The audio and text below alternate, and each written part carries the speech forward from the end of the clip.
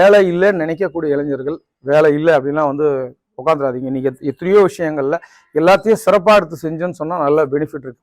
So உங்களுக்கு வந்து முயல் பண்ணை அதை மாதிரி தான். முயல் வந்து நீங்கள் ஒரு கூண்டுக்குள்ளே வச்சுட்டு கரெக்டாக வளர்க்குறீங்க அப்படின்னும் போது நீங்கள் எதிர்பார்க்கக்கூடிய இன்கம் நிச்சயமா ₹1,00,000 வரலுமே நீங்கள் முயல் பண்ணையில் சம்பாதிக்கலாம். ஒரு 4 முயலை வச்சுட்டு ₹1,00,000 சம்பாதிக்க முடியாது. அந்த லெவலில் போகும்போது ₹1,00,000 சம்பாதிக்கலாம். பண்ணையுடைய அகலம் வந்து பார்த்தீங்கன்னாக்கா 20 அடி அகலம், 30 அடி நீளம். இதில் வந்து பார்த்தீங்க அப்படின்னா நான் 300 முயல் வரைக்கும் என்னால் வச்சுக்க முடியும். இந்த கூண்டுகளுடைய அமைப்பில் வச்சு 300 முயல்கள் வரைக்கும் என்னால் வச்சுக்க முடியும். தாய்மொழியில் வந்து பார்த்தீங்கன்னா நான் வந்து 40 தாய்மொழியில் தான் மெயின்டைன் பண்ணுறேன். ஏன்னா இங்கே 40 தாய்மொழியில் தான் வைக்க முடியும். என்னுடைய முயல் பண்ணை வந்து பார்த்தீங்கன்னா கிழக்கு மேற்காக தான் நான் அமைச்சிருக்கேன். ஓப்பன் வந்து பார்த்தீங்கன்னாக்கா எதிர் சைடில் இருக்கும், அதாவது மேற்கு சைடில் இருக்கும்.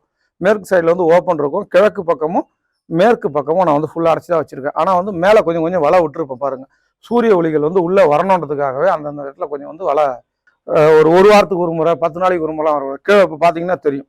இவ்வளோ முயல்கள் இருக்கும்போது கூட ஐயா யூடியூப்ல எடுத்துட்டு இருக்காரு இல்லையா, அவரோட கிடைக்கிற ஒரு சின்ன ஸ்மெல்லு கூட கிடையாது. காரணம் என்ன அப்படின்னாக்கா நான் வந்து 2 நாளைக்கு ஒரு முறை 2 நாள் கிளீன் பண்ண மாட்டேன். மிகச்சரியா இருக்குதுன்னு சொன்னா உங்களுக்கு விற்பனை வாய்ப்புக்கு இப்ப இல்லை, எப்பவுமே பஞ்சம் வராது. வெளிநாடுகளாமும் போகுது. நான் தான் சொல்றேன், ஒரு காலகட்டங்களில் 10 முயல்களை விற்பனை செய்வது கூட மிக சவாலா இருந்தது. ஆனா இன்னைக்கு 1000 முயல்னா கூட எடுத்துக்க எங்க நண்பர்கள் இருக்காங்க. எங்களுடைய தமிழ்நாடு இறைச்சி முயல் உற்பத்தியாளர் சங்கத்தில் இருக்கக்கூடிய நண்பர்கள் நிறைய பேர் இருக்காங்க. சரிங்களா? ஸோ உங்ககிட்ட முயல்கள் இருக்குதுன்னு சொன்னா அவங்களே நீங்க தொடர்பு கொள்ளலாம். ஸோ இன்னும் அதான் சொன்ன அவருடைய நம்பர் என்ன டக்குன்னு சொல்ல தெரியல. என்னை நீங்க தொடர்பு கொள்ளுங்க. உங்களுக்கு நான் நம்பர்லாம் கூட கொடுக்குறேன். எனக்கு ஒன்றும் பிரச்சனையே இல்லை.